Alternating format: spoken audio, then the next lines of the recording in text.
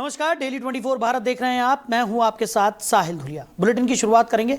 नोएडा के DLF mall में film गोदान देखने के लिए कई प्रमुख राजनीतिक और सामाजिक हस्तियां पहुंची। इस मौके पर केंद्रीय मंत्री डॉक्टर एल मुरुगन, प्रसिद्ध कवि कुमार विश्वास, उत्तर प्रदेश सरकार के मंत्री योगेंद्र उपाध्याय और नोएडा से विधायक पंकज सिंह मौजूद रहे। फिल्म देखने के दौरान सुरक्षा के भी पुख्ता इंतजाम किए गए थे। इस दौरान भाजपा नेता संगीत सोम ने यूजीसी से जुड़े मुद्दे पर प्रतिक्रिया देते हुए कहा कि सुप्रीम कोर्ट ने जो भी फैसला लिया है वो बिल्कुल सही है और उसका सम्मान किया जाना चाहिए। वहीं समाजवादी पार्टी अध्यक्ष अखिलेश यादव के बयान पर पलटवार करते हुए संगीत सोम ने कहा कि अखिलेश यादव पूरी तरह बौखला गए हैं। उन्होंने कहा कि अखिलेश यादव मुगल शासन के आखिरी शासक थे और उन्हें पता है कि अब दोबारा सत्ता में लौटना संभव नहीं है। संगीत सोम ने अपने बयान में सलमान खान और शाहरुख खान को लेकर भी टिप्पणी की। वहीं उत्तर प्रदेश सरकार के मंत्री योगेंद्र उपाध्याय ने अखिलेश यादव के बयान पर प्रतिक्रिया देते हुए कहा कि अखिलेश यादव को हर जगह अलगाव ही दिखाई देता है। उन्होंने कहा कि पूर्ववर्ती सरकार के समय विकास कार्यों की अनदेखी की गई, जबकि मौजूदा सरकार विकास के एजेंडे पर लगातार काम कर रही है। फिल्म देखने के बहाने राजनीतिक बयानबाजी भी तेज होती नजर आई। मूवी के बारे में यह है कि गाय माता पे पिक्चर बनी है, तो मैं तो ये कहूँगा सभी सनातनियों को देखना चाहिए इसको, कि गाय कैसे गौ माता की संरक्षण की जाए, कैसे उसकी रक्षा करी जाए।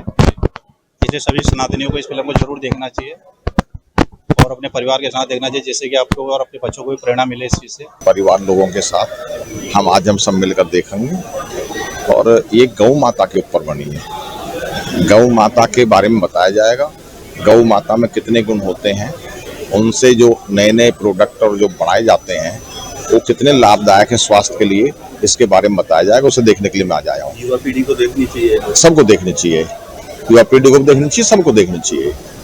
मूवी और विनोद जी ने प्रोड्यूस किया, वो इंडियन कल्चर लेके, इंडियन ट्रेडिशन लेके, हमारे Indian guys, this movie is reflecting guys, how we utilize for this guys products for the science and technology, how it skews the how we can use for this some medicines. So like all scientifically this movies they are taking. And also nowadays on media and entertainment sector, you see our honorable Prime Minister Narendra Modi always emphasized the creativity economy. So last year we waves a big conference held in Mumbai for the creative economy, and media and entertainment sector is booming in India. And also what we are our youths, like they have come forward to the creative economy, like Indian ethos, Indian values, Indian culture, like our Vinod ji आज एक बहुत बढ़िया चीज लिया, उन्होंने एक बहुत बड़ा मूवी बनाया। ये जो मूवी बनी है पूरी बहुत अच्छी बनी है और जो संदेश इससे गया है वो मैं मानता हूँ कि आज के नौजवानों को और सभी लोगों को इससे संदेश लेना चाहिए और गोधन को, गाय को की रक्षा करते हुए। उधर ग्रेटर नोएडा में यमुना विकास प्राधिकरण की अहम बोर्ड बैठक में आपको बता दें कि उसका आयोजन आज होगा और बैठक में शहर के विकास से जुड़े कई महत्वपूर्ण प्रस्तावों पर चर्चा की जाएगी। इसमें हाथरस, नया आगरा और हेरिटेज मास्टर प्लान को मंजूरी देने की संभावना है। प्राधिकरण के सीईओ आर.के. सिंह ने बताया कि बैठक में शहर के विकास, आवंटियों और किसानों से जुड़े नीतिगत प्रस्ताव बोर्ड के समक्ष रखे जाएंगे। इन प्रस्तावों पर बोर्ड की मोहर लगने के बाद अमल किया जाएगा। बैठक में विशेष जोर नोएडा एयरपोर्ट के शुरू होने के बाद औद्योगिक गतिविधियों और निवेश को बढ़ावा देने के उपायों पर रखा जाएगा।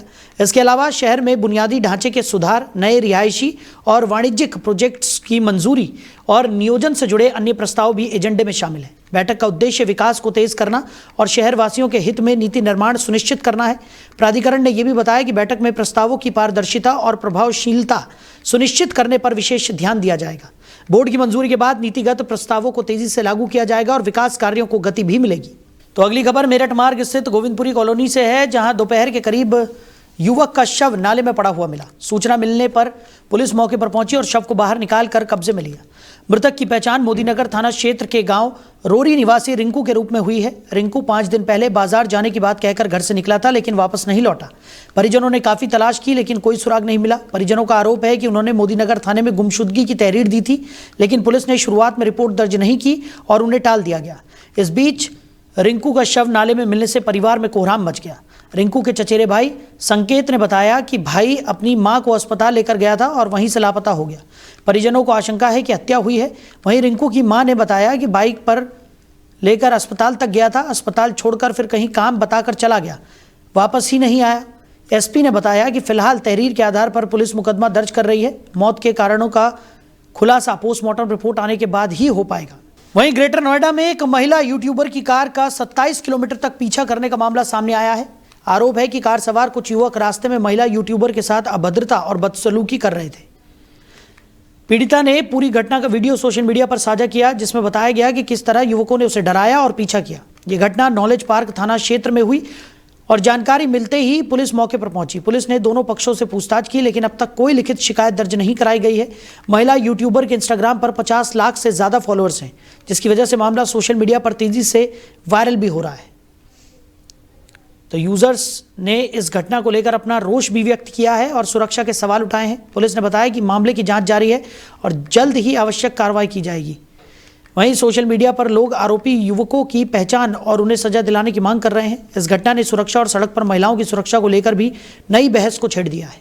उधर गाजियाबाद के प्राचीन डासना देवी मंदिर के महंत यति नरसिंहानंद ने एक विवादित बयान देते हुए भारत के कानून और सत्ताधारी नेतृत्व पर गंभीर सवाल खड़े किए हैं। डासना देवी मंदिर के महंत यति नरसिंहानंद ने कहा कि अगर भारत के कानून में वास्तव में दम होता तो कथित रूप से जातीय नरसंहार की योजना बनाने वालों के खिलाफ कठोरतम कार्रवाई होती।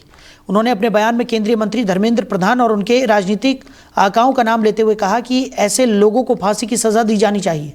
महंत यति नरसिंहानंद ने इस बयान के बाद राजनीतिक और सामाजिक हलकों में हलचल पैदा कर दी है।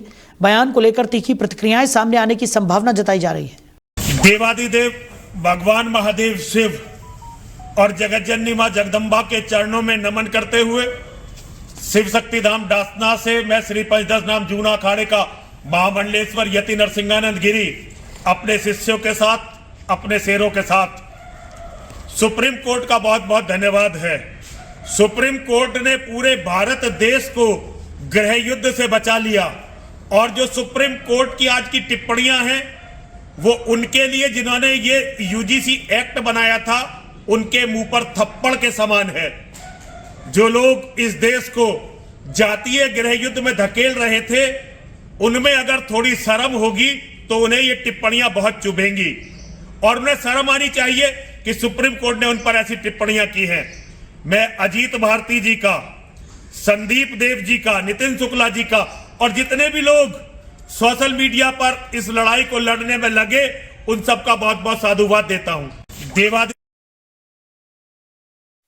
उधर मुजफ्फरनगर जनपद के जानसठ कोतवाली क्षेत्र में पुलिस और बदमाशों के बीच देर रात मुठभेड़ हो गई। इस दौरान पुलिस की जवाबी कार्रवाई में 20,000 रुपए का इनामी बदमाश गोली लगने से घायल हो गया। घायल बदमाश की पहचान विकास उर्फ अटरिया के रूप में हुई है। बदमाश की तलाश लंबे समय से की जा रही थी। चेकिंग के दौरान पुलिस ने संदिग्ध बाइक सवार को रोकने का प्रयास किया, लेकिन बदमाश ने पुलिस पर फायरिंग कर दी। जवाबी कार्रवाई में पुलिस की गोली बदमाश के पैर में लगी, जिससे वो घायल होकर गिर पड़ा। इसके बाद पुलिस ने उसे मौके पर ही गिरफ्तार कर लिया। गिरफ्तार बदमाश विकास पर लूट, चोरी, गैंगस्टर एक्ट और आर्म्स एक्ट समेत करीब 1.5 दर्जन मुकदमे दर्ज हैं। वो लंबे समय से पुलिस के लिए सिरदर्द बना हुआ था और उस पर 20,000 रुपए का इनाम भी घोषित था।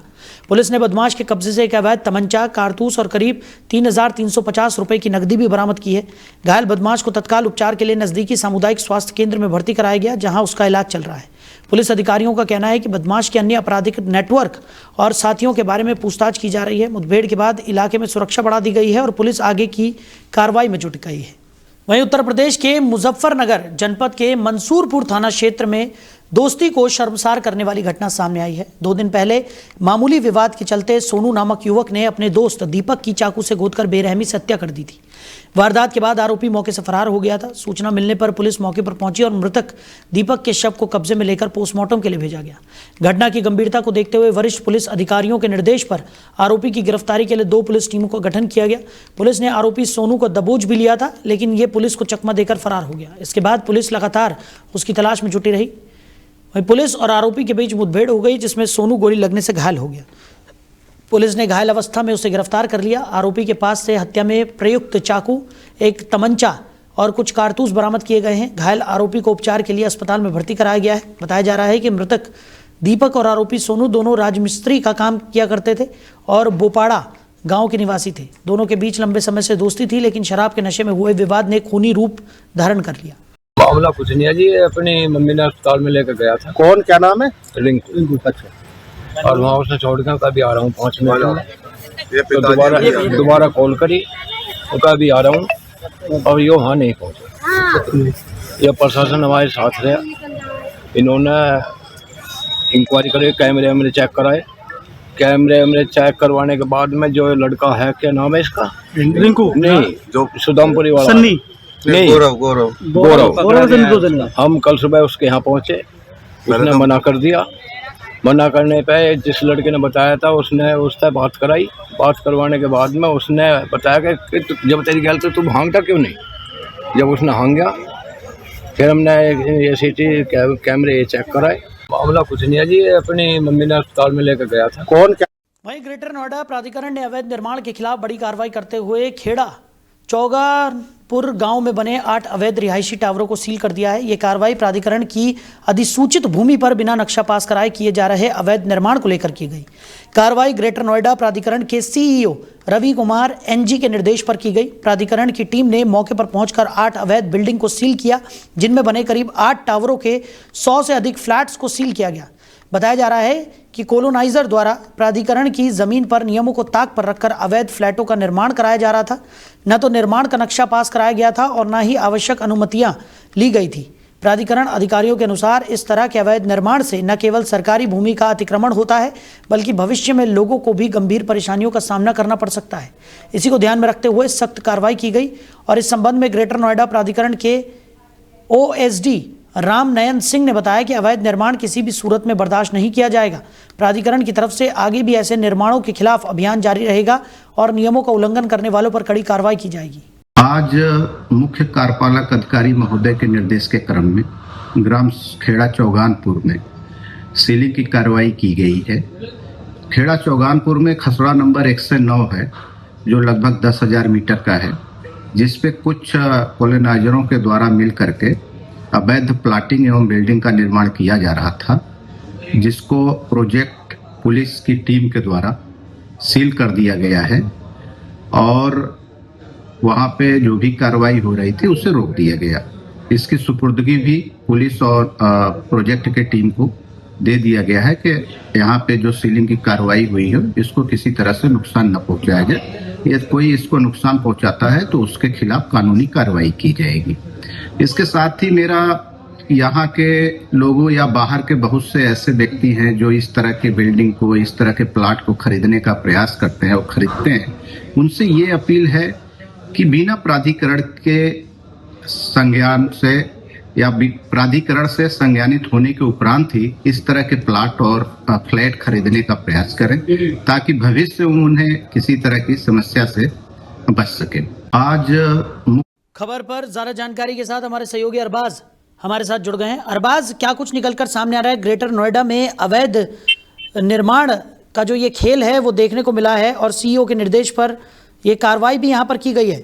बिल्कुल, देखिए कहीं ना कहीं माना जा रहा था काफी समय से जो प्राधिकरण के जो आला अधिकारी हैं वो इस चीज पर नजर बनाए हुए थे, तो इसी चीज को लेकर अभी जो कार्रवाई की जा रही है वो बड़े मामले पर दर्ज की जा रही है। कहीं ना कहीं जो यमुना प्राधिकरण की बात की जाए, जो कई आला अधिकारी भी हैं उन चीज में मिलकर शामिल भी हैं, कहीं ना कहीं जगह बिल्डों के साथ मिलकर अवैध तरीके से कार्य किए जा रहे हैं। जी बिल्कुल, और जिस तरीके से ये बड़ी कार्रवाई यहाँ पर की गई है तो एक संदेश देने की यहाँ पर अरबाज कोशिश भी की गई है कि इस तरीके के अवैध निर्माणों को अब बर्दाश्त नहीं किया जाएगा। 8 रिहायशी टावर भी यहाँ पर सील कर दिए गए हैं, यानी कि कहा जा सकता है कि अब आने वाले समय में इस तरह की कार्रवाई और जगहों पर भी देखने को मिलेगी जहाँ पर भी इस तरीके के अवैध निर्माण किए जा रहे हैं। हाँ बिल्कुल, देखिए ये ग्रेटर नोएडा के वेस्ट का खेड़ा चौगानपुर का मामला है। अवैध निर्माण की लगातार जो चल रहा था उस पर बड़ी कार्रवाई की गई है। प्राधिकरण ने बिना नक्शा पास कराए ही, आपको बता दूं, 8 रिहायशी टावर सील कर दिए हैं। सील किए गए टावरों में 100 से अधिक फ्लैट बनाए गए थे साहिल, और ये चौगानपुर गांव की खसर संख्या 109 की जमीन पर हुआ था अवैध निर्माण। तो कहीं ना कहीं माना जा रहा था जो इनको जो भूमाफिया है उनको अवैध तरीके से कब्जा कर लेते हैं तो इनको पनाह कौन देता है। सबसे बड़ी बात यह है कि इनको पनाह कौन देता है, और ऐसे हर जगह है। नोएडा की बात की जाए, ग्रेटर नोएडा की बात की तो भूमाफिया हर जगह सक्रिय हो चुके हैं साहिल। बिल्कुल, और कहीं ना कहीं जिस तरीके की कार्रवाई हुई है उसने ये संदेश तो यहाँ पर दे दिया है कि अवैध निर्माणों पर आगे भी इसी तरह की कार्रवाई होती रहेगी। लेकिन फिर भी ये जो अवैध निर्माण का गोरख धंधा है वो रुकने का नाम नहीं ले रहा है। तमाम तरीके की कार्रवाइयाँ भी यहाँ पर हो रही है, सील किए जा रहे हैं, फ्लैट्स जो सील किए गए हैं, टावर्स को सील किया जा रहा है, लेकिन उसके बावजूद भी ये जो अवैध निर्माण है वो पूरी तरह से रुकने का नाम नहीं ले रहा है। अरबाज, फिलहाल देखिए जो इसको मतलब प्राधिकरण द्वारा और पुलिस को वहाँ पर मौजूदगी में प्राधिकरण ने इसको सील कर दिया है। फिलहाल पुलिस वहाँ पर हर बिंदु पर जांच कर रही है और ऐसे जो प्राधिकरण के जो ग्रेटर नोएडा की बात की जाए, ग्रेटर नोएडा प्राधिकरण की बात की जाए या यमुना प्राधिकरण की बात की जाए, तो अभी फिलहाल में जो प्राधिकरण के सीओ रवि कुमार एनजी हैं उन्होंने उनके ही निर्देश पर यह अभियान चलाया गया था और एचओ ने चेतावनी दी है अवैध कॉलोनियों पर सख्त कार्रवाई की जाएगी और इस तरह के मामले आगे देखे जाते तो उन पर सख्त कार्रवाई की जाएगी, बुलडोजर चलाने का काम किया जाएगा, सील किया जाएगा और कहीं ना कहीं जो इन चीजों में शामिल होगा उस पर सख्त कार्रवाई की जाएगी। साहिब, चलिए अरबाज, हमारे साथ जुड़ने के लिए, इस तमाम जानकारी के लिए आपका बहुत शुक्रिया। तो 8 रिहायशी टावरों को सील करने की कार्रवाई यहाँ पर की गई है। लगभग 100 के आसपास फ्लैट्स हैं इन टावर्स में। ग्रेटर नोएडा में अवैध निर्माण के खिलाफ ये सख्त कार्रवाई देखने को मिली है। 8 रिहायशी टावरों को सील कर दिया गया है, 100 से ज़्यादा फ्लैट्स बंद हो गए हैं और एक संदेश यहाँ पर दिया गया है। सीईओ के निर्देश पर खेड़ा चौगनापुर में ये बड़ी कार्रवाई की गई है। एक संदेश देने की कोशिश है कि इस तरीके के अवैध निर्माणों को कतई बर्दाश्त नहीं किया जाएगा और उनके खिलाफ सख्त से सख्त कार्रवाई होगी। वहीं मुजफ्फरनगर में भाजपा के पूर्व विधायक उमेश मलिक बीएसए के कार्यालय में नाराज दिखाई दिए। ये विवाद एक इंटर कॉलेज की छात्रा से जुड़े मामले को लेकर हुआ। छात्रा के किसी दस्तावेज पर साइन करने को लेकर उमेश मलिक ने बीएसए की कार्यशैली पर सवाल उठाए और उन्हें धमकाते हुए भी देखा गया। पूर्व विधायक ने बीएसए को कहा कि उनकी मानसिकता खराब है और उनका रवैया छात्रों के हित में नहीं। यह घटना मुजफ्फरनगर जिला बेसिक शिक्षा अधिकारी कार्यालय में हुई, जहां कर्मचारी और अधिकारी भी मौजूद थे। बताया जा रहा है कि मामला छात्रा की परेशानियों और दस्तावेजों पर सही प्रक्रिया अपनाने से जुड़ा था। उमेश मलिक बुढ़ाना क्षेत्र से भाजपा के पूर्व विधायक हैं और शिक्षा से जुड़े मामलों पर अक्सर सक्रिय रहते हैं। इस घटना ने प्रशासनिक दफ्तर में हलचल पैदा कर दी है और राजनीतिक सरगर्मी भी बढ़ा दी है। पुलिस या प्रशासन ने अभी इस मामले में कोई लिखित रिपोर्ट दर्ज करने की जानकारी नहीं दी है, लेकिन सोशल मीडिया और स्थानीय लोग इस घटना पर अपनी प्रतिक्रिया व्यक्त कर रहे हैं। वहीं मुजफ्फरनगर के मीरापुर थाना क्षेत्र के खतौली मार्ग पर पुलिस और गौकशों के बीच मुठभेड़ हुई। इस दौरान 2 गौकश शहनवाज और नोमान को पुलिस ने गिरफ्तार किया। मुठभेड़ में गौकश शहनवाज को पैर में गोली लगी और वो घायल हो गया। पुलिस ने बताया कि दोनों पर लूट, डकैती और गौकशी के 20 से ज़्यादा मामले दर्ज हैं। घटनास्थल से पुलिस ने एक बाइक, 2 तमंचे और कई कारतूस भी बरामद किए। मुठभेड़ के बाद दोनों को नियंत्रित कर नज़दीकी अस्पताल और पुलिस हिरासत में ले लिया गया। आज थाना मीरापुर की पुलिस द्वारा मुकुंदपुर झाल पर संदिग्ध व्यक्ति और वाहनों की चेकिंग की जा रही थी। तभी एक मुखबिर की सूचना प्राप्त हुई कि 2 संदिग्ध लोग बाइक सवार हैं जो कि एक अपराध कारित करने की योजना बना रहे हैं। सघन चेकिंग में जब पुलिस ने सामने से आते हुए 2 बाइक सवारों को रोकने की कोशिश करी और वो रुके नहीं और उन्होंने पुलिस पार्टी पर फायर किया। जवाबी सूक्ष्म फायरिंग पे एक बदमाश के पैर में गोली लगी है। जिसके पैर में गोली लगी है उसका नाम शहनवाज है और दूसरे का नाम, उसके साथी का नाम नोमान है। शहनवाज मीरापुर थाने का एचएस है और इसके ऊपर गौकशी, लूट और कई अन्य मुकदमे, दर्जन भर के मुकदमे मुजफ्फरनगर और मेरठ में दर्ज है। इसके साथ ही नौमान के ऊपर भी कई सारे मुकदमे जैसे कि लूट और गौकशी के दर्ज हैं। शहनवाज हमारे थाने पर शहनवाज का वारंट भी था और 82 भी था। न्यायालय से फरार चल रहा था। आज पुलिस के साथ उसकी मुठभेड़ हुई जिसमें कि एक देसी तमंचा बरामद हुआ है, 2 खोखा, 2 कारतूस, एक बाइक बरामद हुई है। साथ ही दूसरे अपराधी पर एक चाकू भी बरामद हुआ है। आज थाना वहीं गाजियाबाद के खोड़ा थाना क्षेत्र में हुई बड़ी चोरी की वारदात के बाद पुलिस की कार्यप्रणाली पर सवाल खड़े हो गए। घटना के 1 हफ्ते बाद भी चोरों का कोई सुराग नहीं लग सका है। खोड़ा कॉलोनी में पीड़ित कुलदीप अग्रवाल के घर का ताला तोड़कर चोरों ने बड़ी चोरी की वारदात को अंजाम दिया था। पीड़ित के अनुसार चोर घर से 7,86,000 रुपये नकद और करीब 15 लाख रुपए के सोने चांदी के जेवरात चोरी करके ले गए। इतना ही नहीं, मकान में रह रहे किराएदार के कमरे का ताला भी तोड़कर वहां से भी जेवरात चोरी किए गए। घटना को 1 हफ्ता बीत जाने के बावजूद गाजियाबाद पुलिस के हाथ अब तक खाली हैं। इससे नाराज पीड़ित कुलदीप अग्रवाल ने एक वीडियो जारी कर उत्तर प्रदेश के मुख्यमंत्री योगी आदित्यनाथ से न्याय की गुहार लगाई है। पीड़ित का कहना है कि चोर उसकी जीवन भर की गाड़ी कमाई लेकर फरार हो गए और पुलिस कोई ठोस कार्रवाई नहीं कर पा रही है। मामले में थाना खोड़ा पुलिस की कार्यशैली पर सवाल उठ रहे हैं। एसएचओ नरेश शर्मा पर लापरवाही के आरोप लगाए जा रहे हैं। इस घटना ने क्षेत्र में पुलिस पेट्रोलिंग व्यवस्था की भी पोल खोलकर रख दी है और कानून व्यवस्था को लेकर गंभीर सवाल खड़े कर दिए हैं। मेरे जीवन की बहुत ही गाड़ी कमाई, एक एक रुपया जोड़ के मैंने चोर ले गए मेरी गाड़ी कमाई को, जीवन की को। मैं बहुत त्रस्त हूँ। माननीय योगी आदित्यनाथ जी से मेरी यही हाथ जोड़ के विनती है कि इसमें मेरी सुनवाई करें, मुझे न्याय मिले, चोर जल्दी से जल्दी पकड़े जाए। मेरी जीवन की बहुत। फिलहाल इस बुलेटिन में मेरे साथ इतना ही। आप बने रहिए। नमस्कार।